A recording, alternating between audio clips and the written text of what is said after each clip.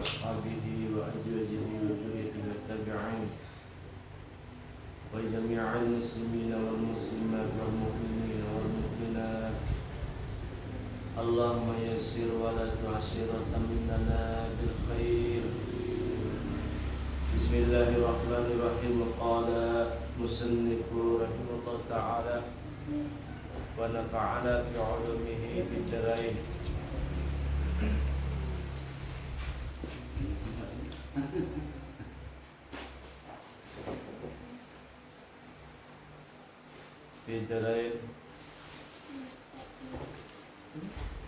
Bismillahirrahmanirrahim. La tata'adda niyata himmatika ila ghairihi fal qaribu la tatakattahu al amalu al himmatul aliyatu ta'nifun min rafi'i hawajiha ila ghairil karim wala karima ala al-haqiqati siwallah ta'ala. Qala al-Junaidi radhiyallahu anhu ta'ala al-karimu alladhi la yuhwijaka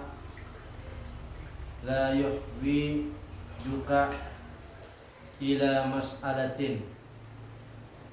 Wa qala al-Harisu al-Muhasabi radhiyallahu ta'ala anhu al-karimu alladhi la yubali man a'ta. Wa qila al-karimu alladhi la yukhayyibu raja'al mu'milin.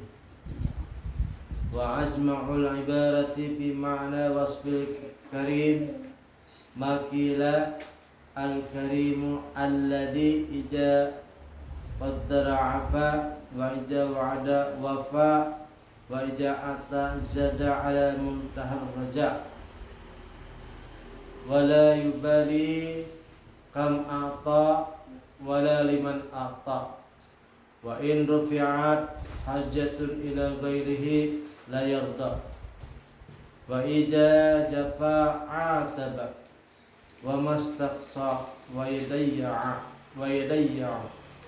man la jabihi wa itaja wa yabnihi 'anil wasaili wasafa'a fa idza kanat hadhihi sifatu la yastahiquha ahadun siwallahu ta'ala wa yanbaghi ija an la tahattahu al-amalu al-mu'minin ila ghairihi kama qala ba'dahum haramun ala man wahadallahu rabbahu wa abradahu ayyah tadi ahadan rifadan.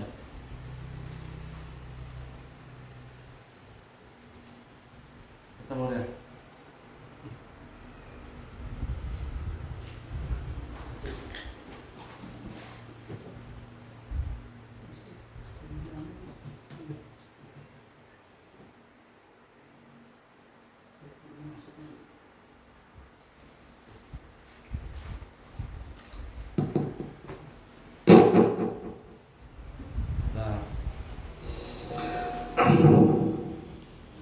Alhamdulillah.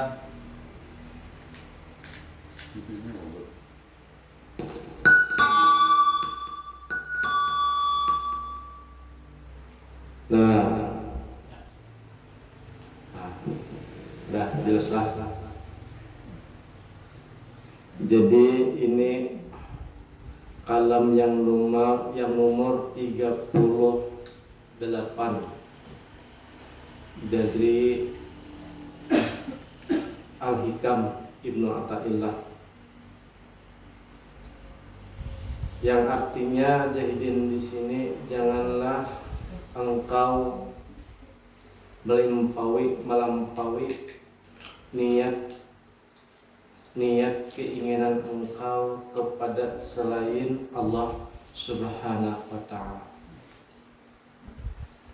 Karena Allah Al-Karim yang sifatnya yang dermawan itu tidak bisa terlewati oleh angan-angan.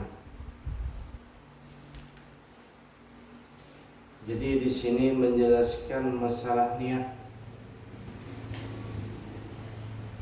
Jadi niat kita ini adalah letaknya dalam hati. Terjadinya ada niat ini setelah ada ilmu pengetahuan. Setelah ada ilmu, hati kita akhirnya disebut ada punya iradah. Iradah untuk. Setelah punya iradah, akhirnya mempunyai sifat kudrat. Setelah iradah, kudrat artinya kekuasaan, berkuasa, kemampuan. Setelah ada kudrat, iradat, ada ilmu, kemudian terjadilah ada gerak di badan kita yang disebut adalah dalam bahasa Arab inbi'as, namanya kesemangatan. Ini adanya niat ini disebabkan oleh pendengaran sama ataupun besar setelah ada penglihatan. Nah, akhirnya orang tersebut adalah berilmu, ya kan, berilmu pengetahuan. Baik ilmu tersebut mengarahkan kepada fadilah ataupun keuntungan, adapun fadilah ataupun anjuran-anjuran supaya untuk keselamatan dan kenyamanan. Ada juga ilmu itu menyebabkan kita tuh ibaratnya sejahtera di dunia ini maupun di akhirat kelak nanti, ataupun pengetahuan tersebut menyebabkan kita bisa rindu, mahabbah, ataupun ingin berjumpa dengan Allah Subhanahu wa ta'ala. Maka itulah yang disebut adalah niat. Nah, adapun niat yang kita bersuara itu lafaz niat hanya lafaz niat, tapi sesungguhnya niat itu adalah gerakan hati disebabkan oleh qudrat iradat, disebabkan oleh ilmu yang masuk melewati mata ataupun mendengar. Nah, dan seberatan itu adalah gawian Tuhan, af'al Allah Subhanahu wa ta'ala. Adanya sama tadi Allah Subhanahu wa ta'ala yang ampun gawian. Kemudian ada sama mendengar, itu Allah Ta'ala yang ampun gawian. Kemudian masuk otak, berakal, berilmu, itu juga Allah Ta'ala yang ampun gawian. Kemudian setelah sampai di hati ada namanya iradat, berkehendak, hendak beramal. Kemudian ada kudrat, punya kekuasaan. Akhirnya digerakkanlah badan ini untuk beramal. Itu disebabkan oleh hasil daripada niat tadi. Tetap niat. Jadi kata beliau di sini, janganlah engkau melewati niat keinginan engkau.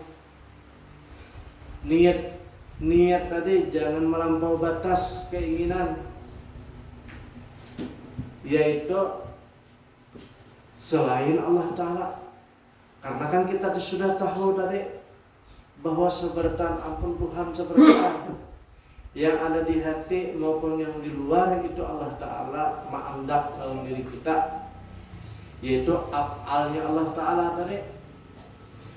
Jadi karena kita sudah tahu, jangan lagi kita kalahin Allah Subhanahu wa ta'ala. Ini dalam berpikir. Nah, Maka yang disebut adalah bertafakur, kita berpikir meluangkan waktu. Yang mana di awak kita selain ampun Tuhan kayaknya kereda. Nah, kemudian yang nampak oleh mata kita kadada lain kecuali ampun Tuhan juga. Nah, itu kita pikirkan dok. Makanya dikatakan oleh ulama, kalau seandainya seseorang itu berpikir hidup apa saja pemikiran, ujung-ujungnya kada ketemu dengan Tuhan, itu kita cara berpikirnya hendak berarti. Kalau kita berpikir hendak, maka kita tidak jauh daripada binatang yang lain. Melihat ada matahari, kita melihat itu matahari yang menyinarkan. Kemudian ada petir, oh berarti anak hujan.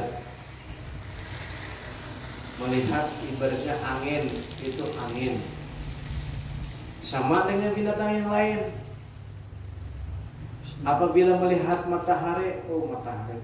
Tetapi yang dikehendaki di dalam kita disuruh bertafakur ataupun berpikir adalah kalau melihat sesuatu kita ingat kepada Allah Subhanahu wa taala. Contohnya ada angin. Angin ini dari mana? Dari Allah Subhanahu wa taala. Arti kata ciptaan Tuhan. Kalau ciptaan Tuhan berarti ada tujuan dan maksudnya apa? Nah, kemudian kalau kita melihat ada matahari ataupun cahaya, kita mengatakan bukan cahaya saja matahari tersebut memberikan panas, akan tetapi di situ adalah Allah Subhanahu wa taala hendak bertampai ataupun bertajari lewat matahari. Ujung-ujungnya doa Allah Ta'ala. Sampai kita melihat binatang yang lain, di situ kita harus melihat ada Allah Subhanahu wa Ta'ala. Bahkan orang yang sudah dibukakan hijab, yang dilihatnya Allah Ta'ala dahulu, hanya menyebut ciptaannya. Kalau kita ini ciptaannya dulu, tapi disusul, akhirnya Allah Ta'ala juga ketemu.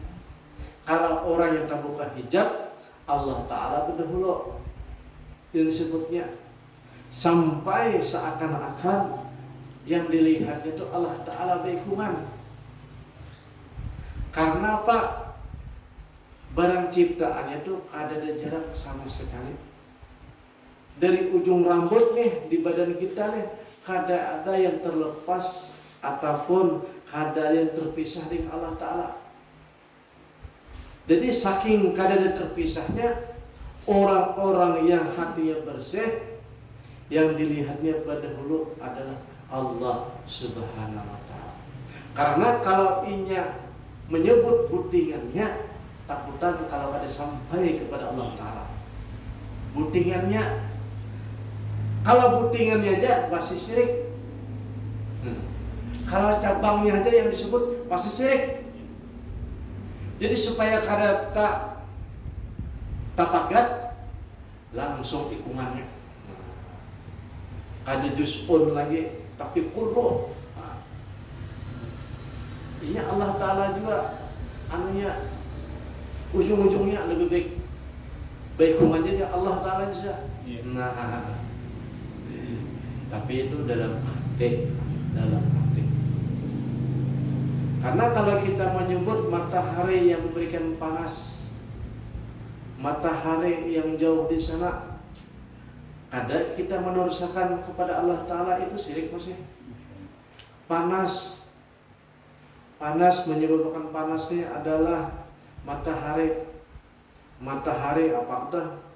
Maksudnya karena saking panasnya kemudian menyebabkan kering pakaian, itu masih syirik toh. Nah, makanya ujar ulama kalau disebutkan satu barang itu harus sampai ke muharanya, yaitu Allah Ta'ala. Makanya orang-orang yang berpikir akhirnya Allah Ta'ala jadi sudah sekalian. Karena kalau buktiannya kalau ada kesampaian, jadi langsung ikumannya aja. Nah, tapi ini adalah Allah Ta'ala yang disebut amsal ataupun contoh-contoh lah. Contoh-contoh maksudnya masih banyak kajiannya sampai kepada Allah Subhanahu wa Ta'ala. Jadi jahidin di sini, janganlah engkau melampaui batas keinginan kehendak, niat keinginan nih, jangan melampaui batas kepada makhluk. Jadi hanya kepada Allah Subhanahu wa Ta'ala saja.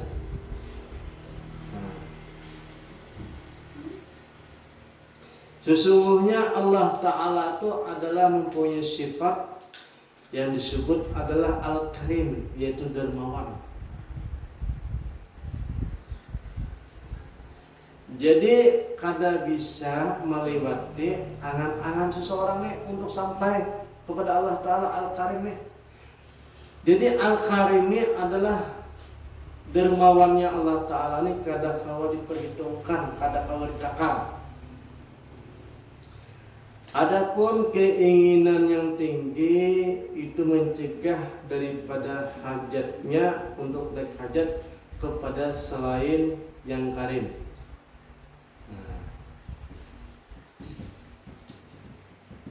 Karena kemuliaan ataupun karim, sifat karim tadi yang dermawan tadi atas Allah Subhanahu wa Ta'ala itu hak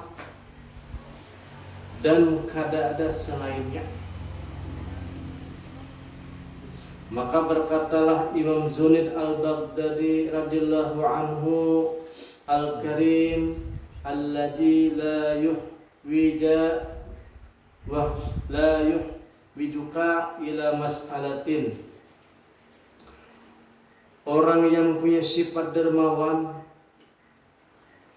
itu tidak berhajat untuk diminta. Jadi Allah Ta'ala itu memberi pada hambanya, kada harus diminta.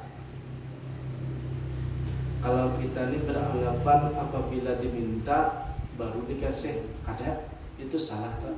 Anggapan kayak itu. Karena Allah Ta'ala itu memahami kadar manusia atau hambanya yang diciptakan. Jadi ia memberi sesuai dengan kadarnya hambanya tuh. Tetapi Allah Ta'ala itu mengabulkan permintaan bukan karena ibadah atau doa. Kemudian kita yang beribadah dan berdoa ini Pak, sagan apa? Itu sebagai adab saja, sebagai hamba.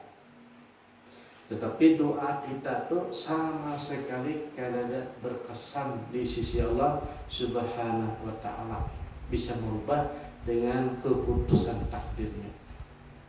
Nah, jadi Al-Karim, Allah Subhanahu wa Ta'ala mempunyai sifat Al-Karim itu tidak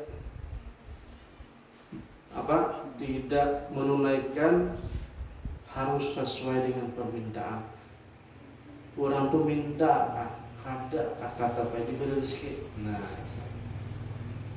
beribadah kah, maksiat tetap diberi rezeki. Karena Allah Subhanahu wa Ta'ala mempunyai sifat Al-Karim, kada memandang bulu. Berkata lagi salah seorang ulama namanya Haris Al-Muhasibi radhiyallahu anhu, adapun orang yang karim la yubali man a'ta. Orang yang mempunyai sifat Al-Karim itu tidak peduli siapa yang harus dikasih. Kalau kita kan harus bisa memilah apabila yang sayang lawan kita, yang baik lawan kita, Nang kada panyarikan lawan kita, ada hasad lawan kita kasih kalau kita bisi harta. Tapi kalau Allah Ta'ala tuh ada memilih. Wakila al-karim alladzi la yuhibbu raja'an mu'amilin. Dan Allah Ta'ala tuh memberi kepada orang yang berkehendak tidak mengecewakan. Nah, maksudnya orang tersebut tuh berdoa kepada Allah Ta'ala, meminta kepada Allah Subhanahu Wa Ta'ala, itu kada mengecewakan. Akan tetapi ada caranya Allah memberi. Ada yang langsung ditunaikan, ada yang ditunda, ada yang memberi tetapi diberikan yang lebih baik daripada yang dia minta. Ada juga meminta akan tetapi dihindarkan daripada bahayanya.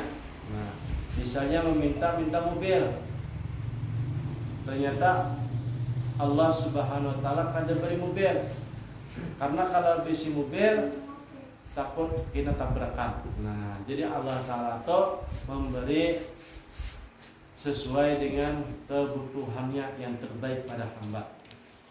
Ada yang terakhir, orang tersebut kada diberi apa-apa di dunia, banyak berdoa, tumatan pagi minta doa dunia, minta sugih, minta kaya.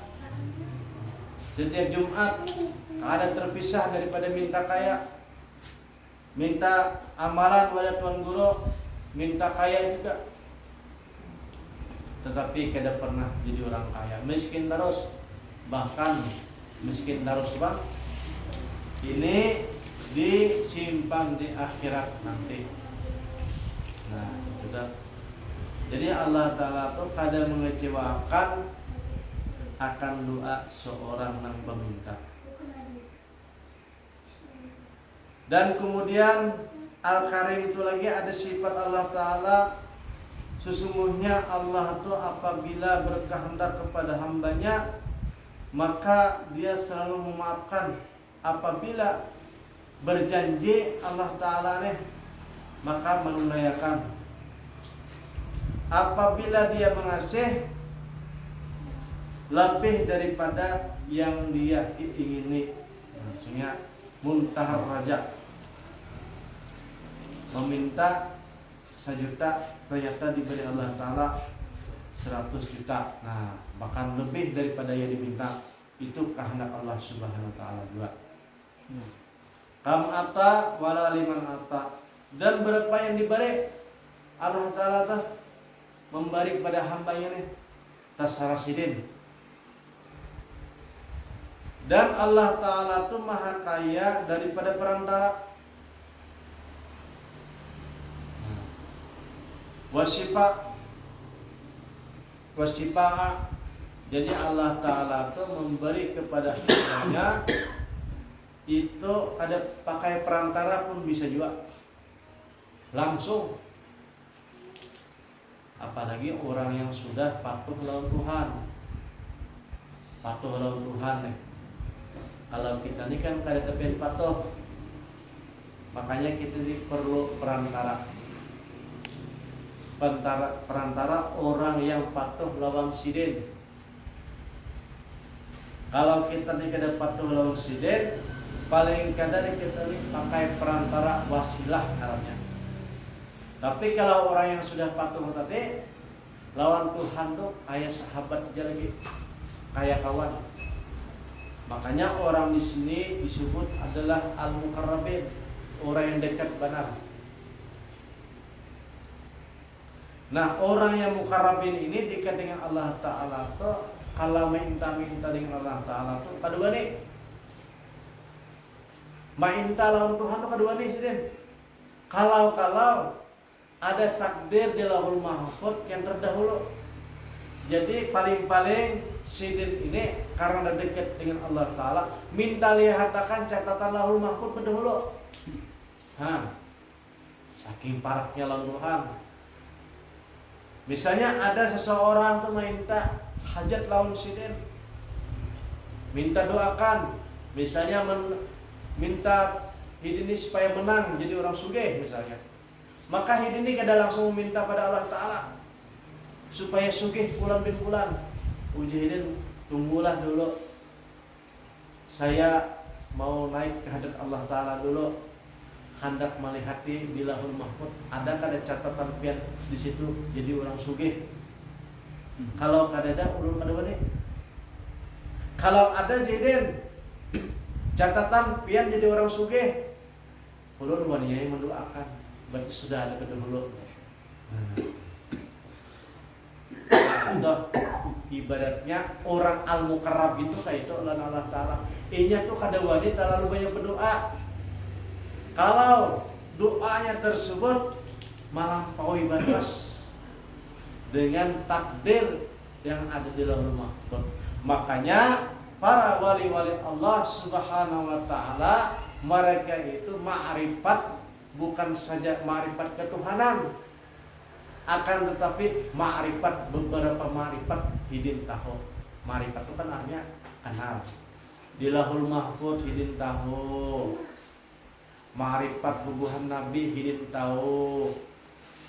Ma'rifat langit tahu. Ma'rifat surga tahu. Ma'rifat malaikat tahu. Bahkan ma'rifat ajal pun hidin tahu. Yang kita tahu ma'rifatullah. Ma'rifatullah itu adalah salah satunya ma'rifat. Tetapi ma'rifat di sini adalah banyak tuntutan kita. Ma'rifat. Jadi kalau ma'rifatullah aja kalau kada dibukakan ma'rifat yang lain, pusing kita, kada ada hiburan. Tetapi kalau dibukakan ma'rifat malaikat datangan berbondong-bondong ke rumah, wa nunazzilu minal dalam Al-Qur'an turunan malaikat maha ngasih kabar, masih kabar gembira, melihatkan surga dibukakan. Nah, jadi orang-orang yang al-muqarrabin mereka itu adalah ma'rifatnya sampai melihat surga, bahkan melihat kedudukannya nanti di surga, bahkan ma'rifat kapan ajal sidin dijemput. Nah, waktunya tanggalnya bedakan itu. Nah, orang-orang yang belajar ilmu sufi sampai ke situ harus kok. Bukan ma'rifatullah ibaratnya dalam berpikir saja tentang Allah Ta'ala, itu hanya ma'rifatullah untuk pembersihan hati. Bukan ma'rifatullah yang disebut adalah terbukanya tirai. Belum tak? Nah,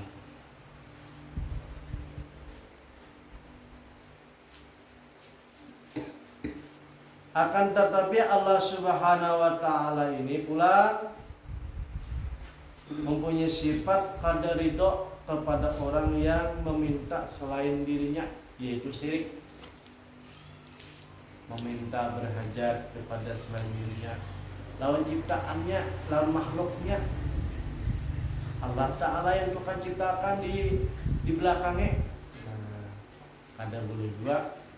Makanya semua selain Allah Subhanahu wa Ta'ala itu hanyalah wasilah, perantara saja.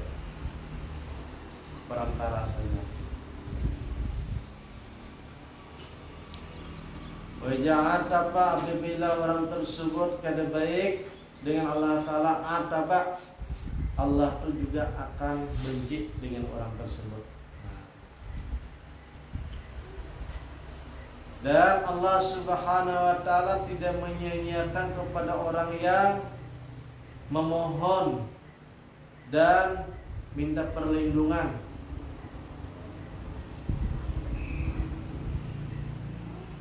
Seperti mana kalau seseorang itu sudah Allah sebagai tujuan meminta, maka janganlah kepada yang selain Allah. Dikatakan dalam satu syair, haramun ala man wahadallahu rabbahu wa abradahu ayyah ahadan rifadan. Haram, kata ulama di sini, kepada orang yang sudah bertauhid Allah sebagai Tuhannya, dan dia sudah mengisahkan Allah Subhanahu wa taala untuk meminta kepada yang lain sebagai kawan, maksudnya sebagai pelindung. Anda boleh. Apabila sudah kita tetamu kenal lawan Tuhan baik dalam pemikiran, tetamu sudah kita bertauhid, namanya ilmu berpikir. Berpikir kita bahwa Allah Subhanahu wa taala segala-galanya, haram kita meminta selain Allah taala. Itu ibaratnya masalah urusan hati. Wa yasahibi qub bi mal haqqi wa faqatan wa amutu biha wujdan wa ahya biha wajdan. Hai kawanku, katanya, berdirilah engkau di sisiku beserta Allah Subhanahu wa taala yang hak sebagai kesepakatan, dan nanti aku akan mati dengan kesepakatan tersebut, akan menemukan ketenangan, dan hidup lagi saya dengan kesepakatan tersebut dengan ketenangan. Ini ahli sufi itu.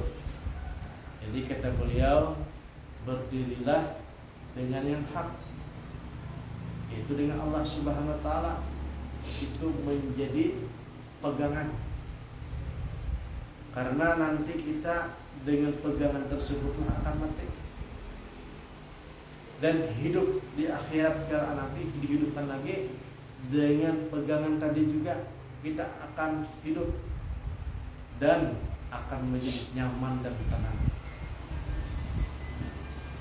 Allah Ta'ala semata tenang. Inilah kata ulama yang disebut adalah kita tuh namanya bertauhid selalu. Adapun hati kita lalai sedikit, diberikan kepada Allah Ta'ala. Karena hati kita ini ada penyakit yang disebut penyakit yang harus kita selalu istiqomah, kita obati, kita harus pelihara, yaitu gaflah, lalai. Karena lalai ini adalah di sini adalah pengakuan diri. Pengakuan diri di sini adalah bahwa diri kita ini adalah la mawjudun illallah. Tidak ada yang mewujud kecuali Allah Subhanahu wa taala. Apabila kita mengaku diri kita ada, adalah wujuduka janbun. Wujud engkau adalah selalu berdosa. Apabila mengaku ada, harus berdosa harus kalau kita mengaku. Nah, makanya para ahli tasawuf, diri kita ini selalu ditiadakan. Walaupun adanya kita ini dah bergantung kepada yang ada, dan yang ada yang bergantung ini suatu saat akan hilang dan musnah. Karena yang ada yang bergantung ini hanya sementara. Makanya kalau orang sudah tinggi tersebut, ada yang bergantung, ada yang digantungi juga. Kalau yang sudah dalam dah, pokoknya tunggal depan, la wujud illallah, ada depan, hanya tunggal saja.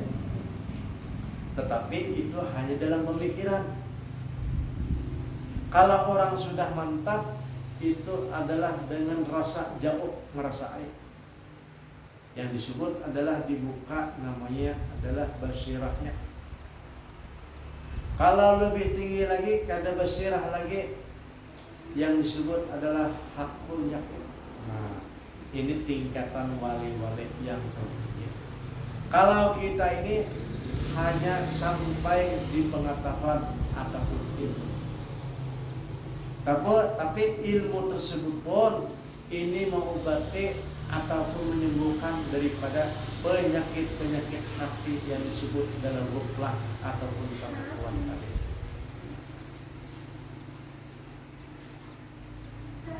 sekali-sekali kita menghilangkan diri yang disebut adalah belajar berpanah. Belajar berpanah ya Allah. Ada bang diri kita yang ada hanya Allah Ta'ala. Nah itu belajar tak? Walaupun hanya beberapa menit ataupun beberapa detik, bahwa diri kita tuh ada. Inilah yang disebut adalah orang itu adalah mempelajari ilmu ilahiyah ataupun ketuhanan. Nah, tetapi kalau sekali-sekali juga kita boleh kepada arah yang disebut adalah Nur Muhammad, bahwa diri kita ini ada Nur Muhammad juz'un ataupun bagian daripada Nur Muhammad. Bisa juga terserah saja kita. Nah mana kita merasa nyaman, kita gawe, kita pakai. Karena kalau kita mengaku diri kita hebat, mengaku kita pintar, mengaku kita ini, itu ibaratnya syirik. Syirik kita. Akan tetapi syirik tersebut kita katakan membohongi selalu ada dalam hati kita, dalam jiwa kita nih. Paling kadang kita meluangkan waktu sedikit, benar waktu sedikit diluangkan waktu untuk bertafakur, menghilangkan diri. Mudah-mudahan yang sedikit yang setumat itu bisa ibaratnya diterima oleh Allah Ta'ala. Tabuka pian hijab. Tabuka pian hijab. Kalau diterima oleh Allah Ta'ala, etikat kita memang kayak itu, pemikiran kita kayak itu, menghilangkan diri sekejap mata dalam tafakur. Mungkin dalam sembahyang kita kada mampu untuk berpanah. Ibadah yang lain kita kada mampu. Paling kada kita sebentar-sebentar habis sholat atau hendak gurih kita mempanahkan diri. Karena seharian kita sirik terus. Sirik terus kita gawe ini, sirik terus hati kita sirik, pemandiran kita sirik.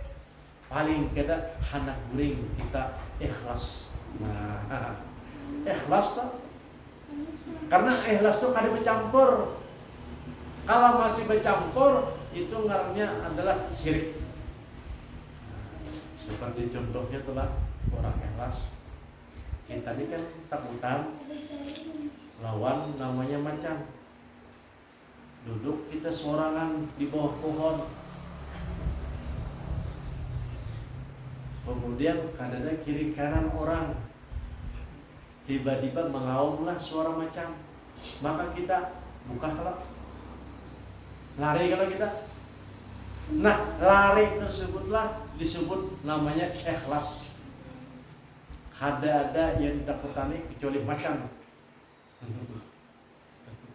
Nah, begitu juga sehendaknya kita tuh ibaratnya semata-mata diri kita tuh hilangkan semata-mata Allah Ta'ala. Nah, kalau kita kawa sekejap berapa menit, apalagi sampai berjam-jam nangkai itu tuh, maka disebut orang tersebut adalah ikhlas, bertauhid dengan itu.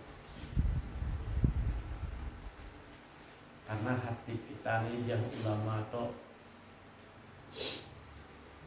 jadi Imam Al-Ghazali, kita tuh termasuk halipun orang yang hancur kalau kada bisa ilmu.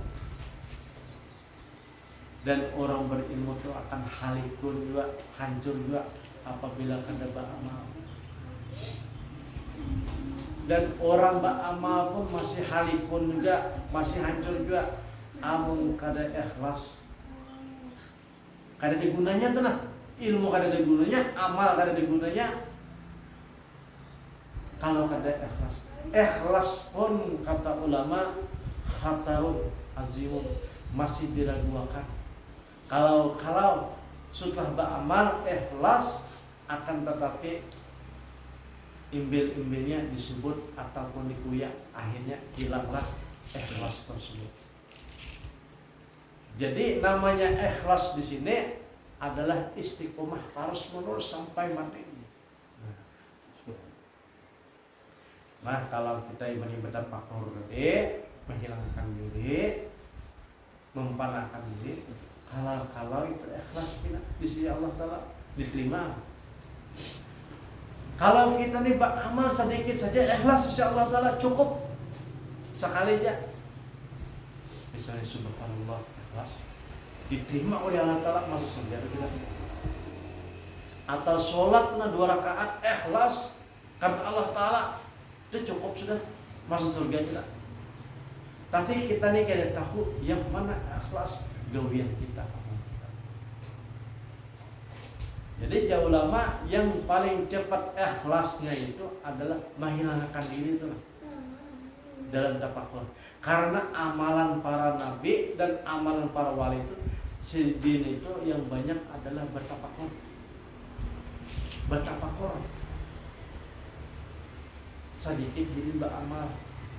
Nabi SAW kada terdengar ibadah sampai 1000 rakaat.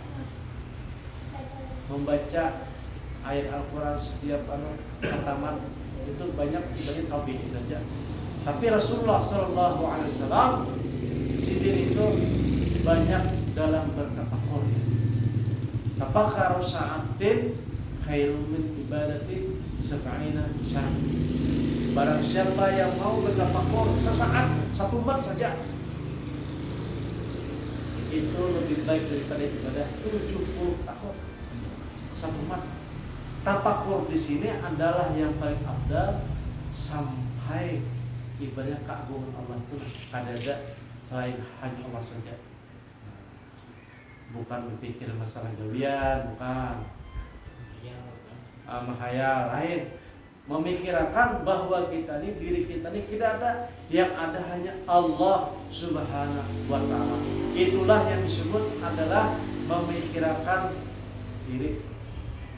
Nah, disitulah yang disebut adalah arafun nafsi. Karena lawan diri tadi, man arafa nafsahu faqad arafa rabbahu. Barang siapa yang hakun memikirkan diri bahwa diri kita kadada lawas kalawasan kina Allah Subhanahu wa Ta'ala ma'rifat akan tadi lawan dirinya lawan Allah Subhanahu wa Ta'ala. Insyaallah mudah-mudahan paham. Mudah-mudahan kita dari Allah Ta'ala. Mudah-mudahan Al-Fatihah. Alhamdulillah rabbil alamin. Iyyaka na'budu wa iyyaka nasta'in. Bismillahirrahmanirrahim. Alhamdulillahirabbil alamin. Wassalatu wassalamu ala asyrofil sayyidina wa maulana Muhammadin wa ala alihi wa sahbihi. Rabbana atina fid dunya hasanah wa fil akhirati hasanah wa qina adzabannar. Walhamdulillahirabbil alamin.